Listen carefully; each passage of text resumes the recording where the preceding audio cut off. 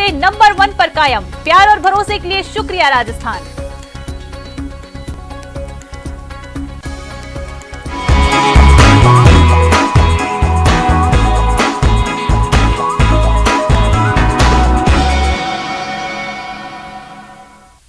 स्वागत है आप सभी का। मैं हूं आप सबके साथ ऋषिका और आप देख रहे हैं मेरे साथ खबर दोपहर। बुलेटिन की शुरुआत में बड़ी खबर से बात करेंगे। बड़ी खबर है तवांग झड़प पर संसद में रक्षा मंत्री का बयान सामने आया है। लोकसभा के बाद रक्षा मंत्री राजनाथ सिंह ने राज्यसभा में भी बयान दिया है। तवांग झड़प पर रक्षा मंत्री राजनाथ सिंह ने कहा है कि पीएलए ने यथास्थिति को बदलने की कोशिश की।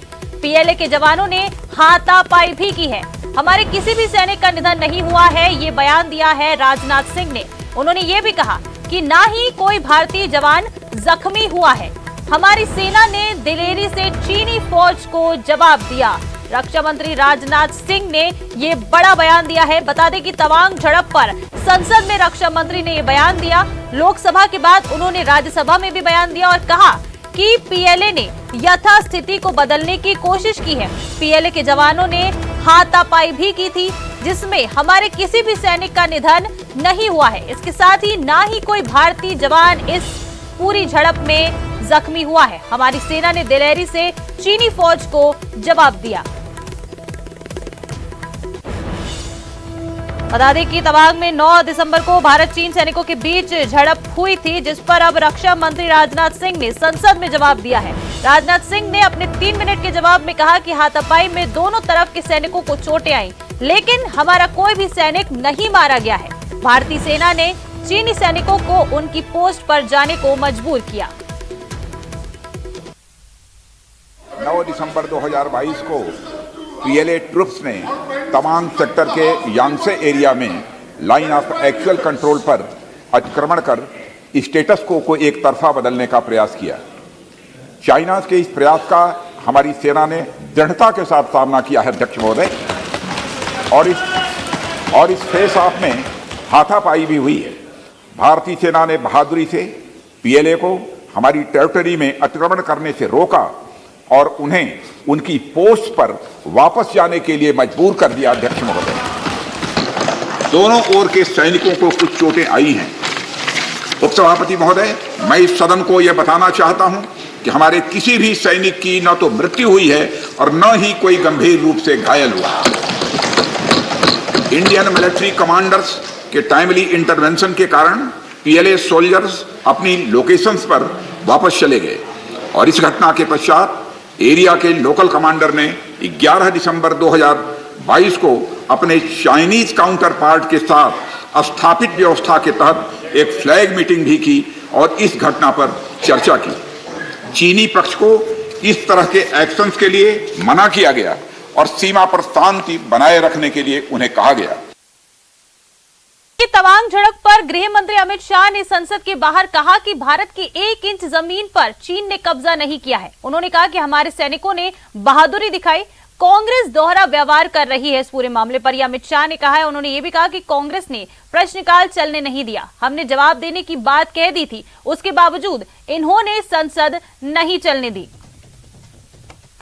प्रश्नकाल को विपक्ष के द्वारा चलने नहीं दिया गया। समूचा विपक्ष और विशेषकर कांग्रेस पार्टी के इस प्रयास की मैं घोर निंदा करता हूं। अरुणाचल में 8 की देर रात और 9 की सुबह घटी घटनाओं का हवाला देते हुए विपक्ष ने बहुमूल्य प्रश्नकाल को स्थगित करवा दिया। इसका कोई औचित्य इसलिए नहीं था कि पार्लियामेंट्री अफेयर्स मिनिस्टर ने स्पष्टता से कह दिया था कि 12 बजे इस देश के रक्षा मंत्री श्री राजनाथ सिंह जी इस विषय पर सदन के सामने अपना बयान रखेंगे। जब बयान रखने की बात कर ही दी तो इसका कोई औचित्य नहीं था। मुझे भी थोड़ा आश्चर्य लगा। फिर मैंने प्रश्नकाल के सूची को देखा तो 5 नंबर। और देखिए, इससे पहले तवांग झड़प पर रक्षा मंत्री राजनाथ सिंह ने उच्च स्तरीय बैठक की। इस बैठक में चीफ ऑफ डिफेंस स्टाफ यानी सीडीएस जनरल अनिल चौहान और तीनों सेना प्रमुख रक्षा मंत्री राजनाथ सिंह को घटना के बारे में उन्होंने विस्तार से जानकारियां दी। गई है कि किस तरह वहाँ माहौल जो है वो बना हुआ है। आप देख सकते हैं कि तमाम जो फिलहाल जो लोग हैं, देखिए फिलहाल यहाँ से निकल रहे हैं वो तमाम। और देखिए 30 महीने बाद चीन ने एक बार फिर धोखा दिया है। गलवान के बाद फिर से तवांग में घुसपैठ की कोशिश की गई है, लेकिन भारतीय सैनिकों की मुस्तैदी के आगे उनकी एक न चली। 9 दिसंबर को अरुणाचल प्रदेश के तवांग में भारत चीन के सैनिकों के बीच झड़प हुई है। यहां 300 से ज्यादा चीनी सैनिकों ने 17,000 फीट की ऊंचाई पर एक चोटी की ओर बढ़ने की कोशिश की, लेकिन भारतीय सैनिकों ने ड्रैगन की चाल को बेकार कर दिया। ये रिपोर्ट देखिए। ड्रैगन की हिमाकत, गलवान टू तवांग।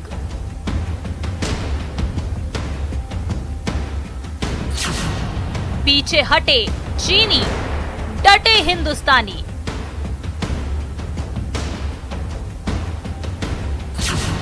चीन का धोखा, गलवान पार्ट 2।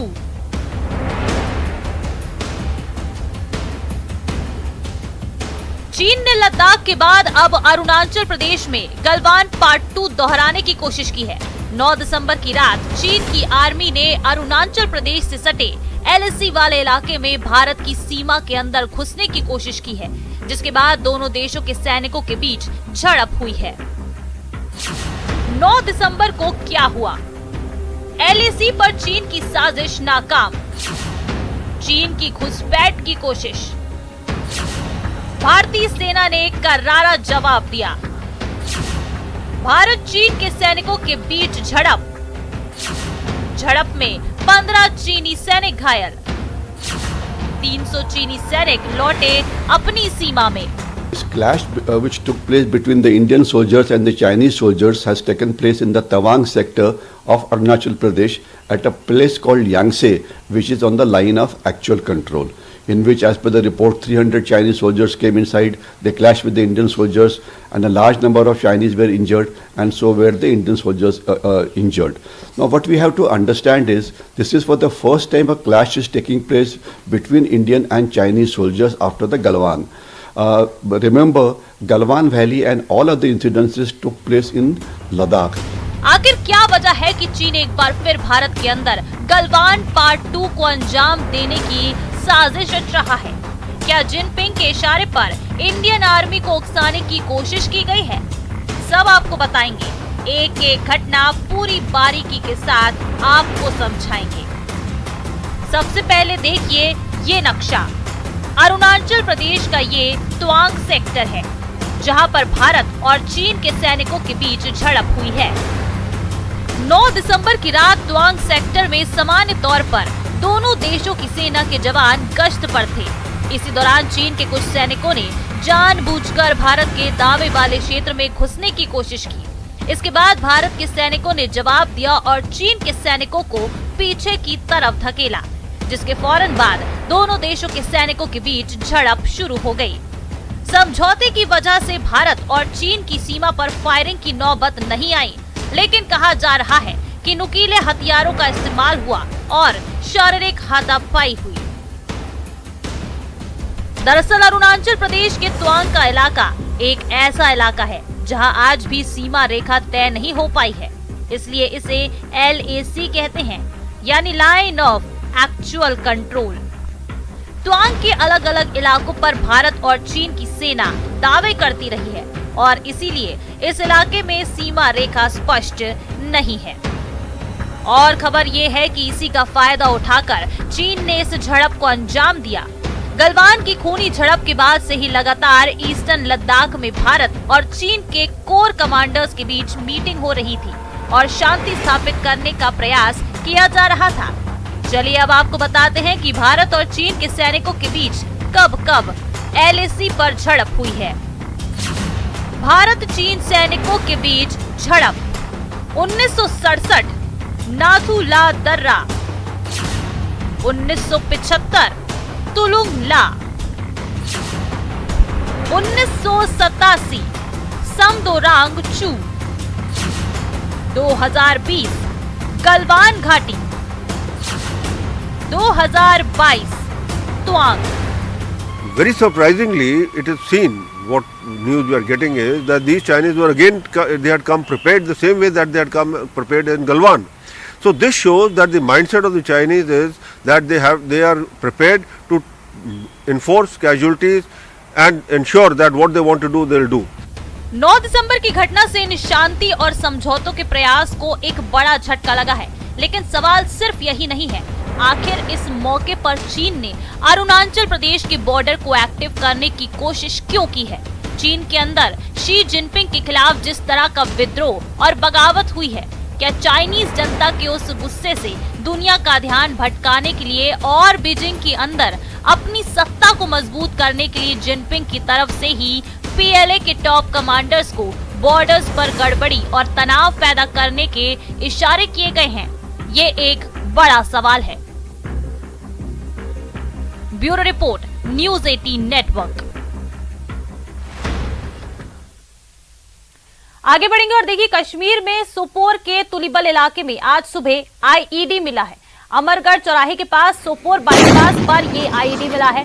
जल्द ही मौके पर पुलिस, सेना और सीआरपीएफ की टीम पहुंची। आईईडी को निष्क्रिय करने के लिए बम निरोधक दस्ते को बुलाया गया, जिसने उसे डिफ्यूज कर दिया। एसएसपी सोपोर शब्बीर नवाब ने कहा कि केवल एक आईईडी का पता चला है और उसे डिफ्यूज कर दिया गया है। दूसरे आईईडी की अभी कोई सूचना नहीं है।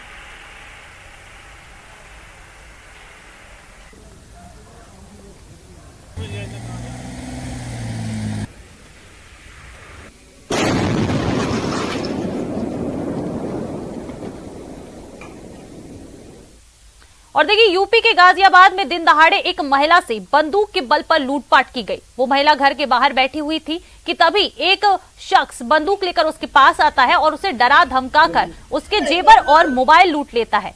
इस घटना का वीडियो सीसीटीवी के बाहर लगे एक घर के बाहर लगे सीसीटीवी में कैद हो गया। ये वारदात लोनी के गोकुलधाम सोसाइटी में हुई है।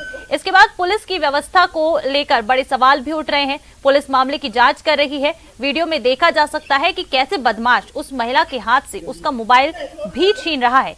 यही नहीं, वहां मौजूद एक बच्चे के हाथ से भी मोबाइल छीनता हुआ ये जो युवक है, ये नजर आ रहा है। अपनी पहचान छिपाने के लिए उसने नकाब भी पहन रखा है।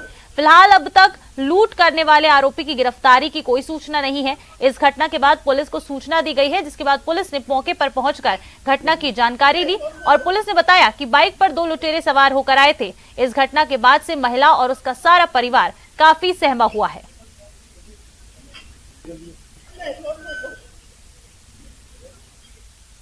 चेन स्नैचिंग और मोबाइल लूट की सीसीटीवी फुटेज काफ़ी तेज़ी से वायरल हो रही थी। इस फुटेज के आधार पर थाना लोनी के डीएलएफ चौकी अंतर्गत जो घटना घटित हुई है, जिसमें पीड़ित महिला से तहरीर प्राप्त कर अभियोग पंजीकृत कर दिया गया है और घटना के शीघ्र अनावरण के लिए एसएचओ लोनी के नेतृत्व में टीम का गठन कर दिया गया है। बात करेंगे झारखंड की। झारखंड के जमशेदपुर के घाटीशिला कॉलेज में आयोजित शैक्षणिक मॉडल प्रदर्शनी में एक बड़ा हादसा हो गया है। कॉलेज में प्रदर्शनी के लिए लगाए गए एक रॉकेट लॉन्चिंग सिस्टम में अचानक से विस्फोट हो गया। इस विस्फोट की घटना में 8 छात्र घायल हुए हैं। सभी छात्रों को इलाज के लिए अस्पताल में भर्ती करा दिया गया है।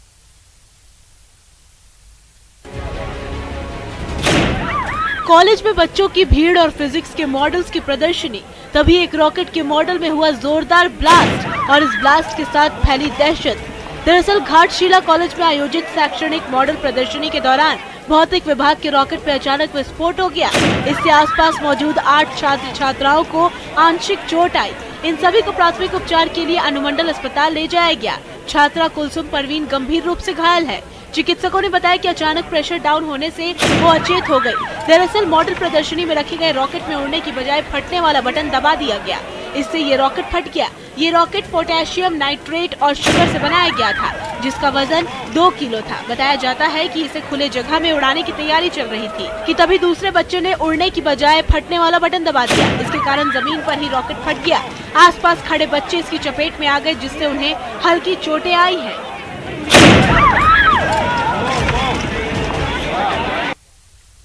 और देखिए, कोटा भवानी मंडी निवासी शुभम शिकारी ने एक गाना बनाया और फिर उसे YouTube पर अपलोड कर दिया। ये गाना YouTube पर प्रसारित हुआ और इस गाने का प्रचार शुरू हो गया, जिसके बाद मामले में अब आपत्ति दर्ज करवाते हुए कोटा के अनंतपुरा थाने में शिकायत दी गई है। जिस शिकायत के बाद 17 जुलाई 2022 को ये मामला दर्ज किया गया और शुभम शिकारी को गिरफ्तार किया गया है।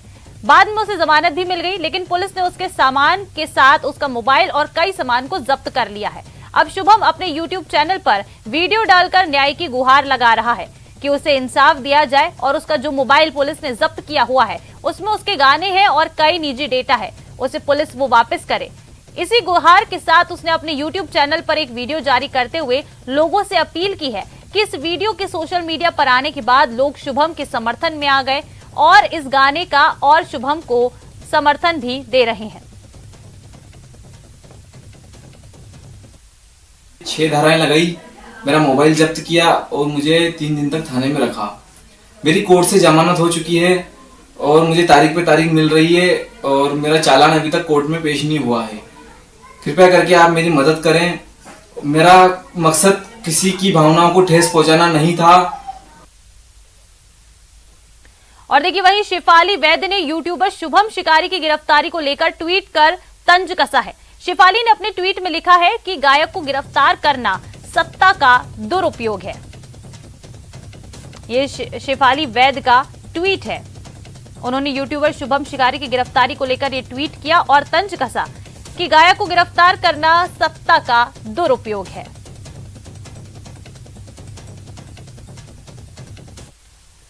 और देखिए, इस बीच एक बड़ी खबर भी आ रही है। कोटा से बड़ी खबर है, 10वीं के छात्र ने खुदकुशी की कोशिश की है। बड़ी खबर कोटा से आपको बता दें, एक 10वीं के छात्र ने खुदकुशी की कोशिश की है। पंखे से लटककर सुसाइड करने की इस छात्र ने कोशिश की है। अचेत अवस्था में इस छात्र को एमबीएस अस्पताल में भर्ती कराया गया। अनंतपुरा थाना पुलिस को मामले के बारे में जानकारी दी गई, जिसके बाद पुलिस ने अब अपनी जांच शुरू कर दी है। बता दें कि 24 घंटे में 3 छात्रों ने सुसाइड किया है, वहीं एक ने कोशिश की है। बड़ी खबर इस वक्त कोचिंग नगरी कोटा से ये आपको बता रहे हैं। एक 10वीं के छात्र ने खुदकुशी की कोशिश की है। वहीं बता दें कि कल 3 छात्रों ने सुसाइड किया था और आज अब इस 10वीं के छात्र ने खुदकुशी की कोशिश की है। ज्यादा जानकारी के साथ देखिए, हमारे सहयोगी ओम प्रकाश हमारे साथ सीधा जुड़ रहे हैं। ओम प्रकाश से ज्यादा मामले में जानकारी लेंगे। ओम प्रकाश, क्या हो रहा है ये कोचिंग नगरी में? अभी 3 छात्रों ने सुसाइड किया ही है और अब एक 10वीं के छात्र ने खुदकुशी की कोशिश की है।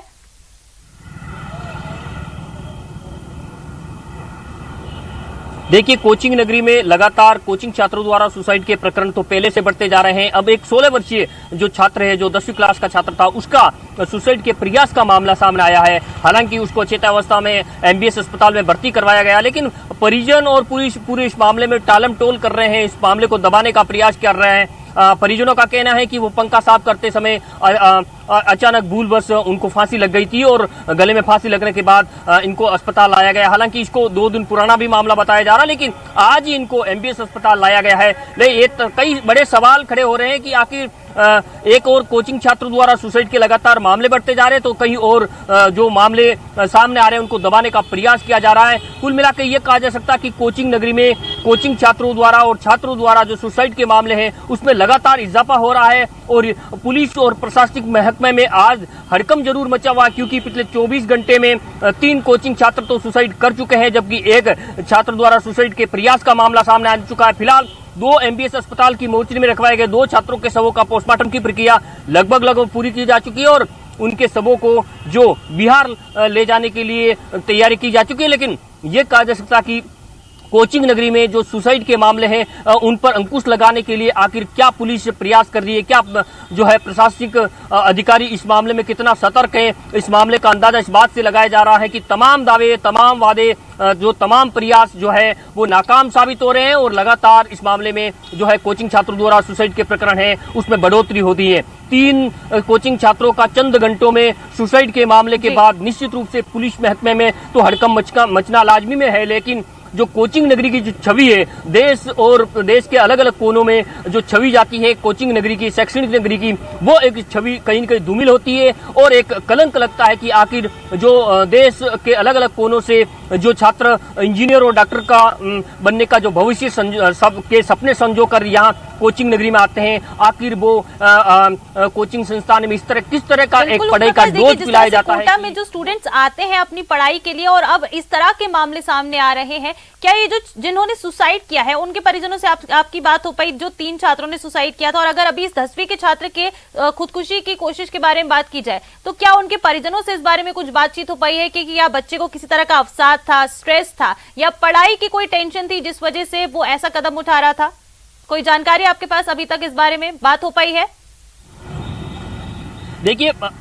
देखिए परिजनों से कुछ परिजनों से हमारी बातचीत हुई है। परिजनों का हालांकि खुल के तो इस मामले में अभी तक नहीं बोल पाए क्योंकि गमगीन माहौल है, क्योंकि जब अपने इकलौते बेटे की मौत के बाद किस तरह का माहौल वो रहता है, वो उनकी एक कोचिंग छात्र की बहन तो अपने भाई के शव को देखकर फूट फूट को रोने लगी मोर्चरी के बाहर। लेकिन ये कहा जा सकता कि अनुमान जो इस मामले में जो कारण सामने आते हैं वो पढ़ाई का ही रहता है, पढ़ाई का तनाव ज्यादातर कारण रहते हैं। हालांकि इस दोनों कोचिंग छात्रों के जो सुसाइड के मामले में अभी तक किसी तरह की कोई पुलिस ने कारणों के बारे में पुष्टि नहीं की है, लेकिन जांच का विषय बता रही है कि पुलिस इन दोनों ही मामलों की जो गुत्थी है उसको किस तरह से सुलझाती है। आपसे तमाम अपडेट्स लेते रहेंगे, आगे बढ़ेंगे और बात करेंगे पाली की। पाली के सोजत में रफ्तार का कहर देखने को मिला है। सोजत में एसिड से भरा टैंकर पलट गया है। टायर फटने से बता दें कि एसिड से भरा ये जो पूरा का पूरा टैंकर था वो पलट गया और इस हादसे के बाद सड़क पर जो है एसिड बहने लगा। पुलिस ने क्रेन की मदद से फिर टैंकर को खड़ा करवाया है।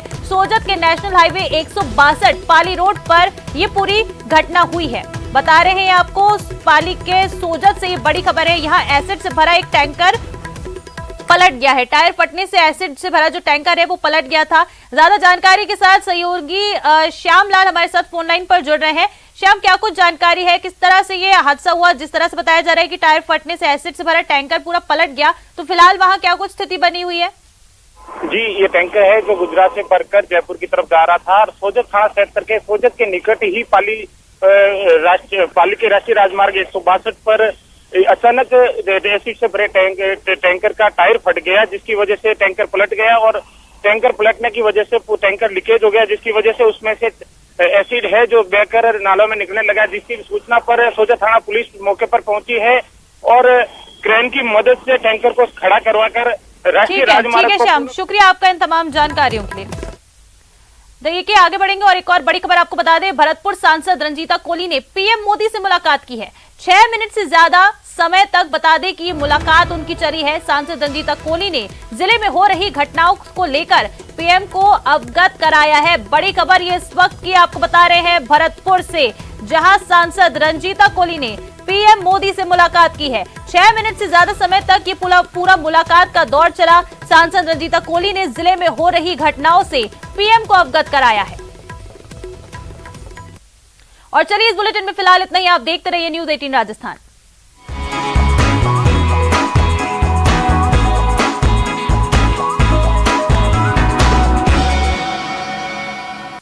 Headlines presented by Pet Safa Ayurvedic चूर्ण।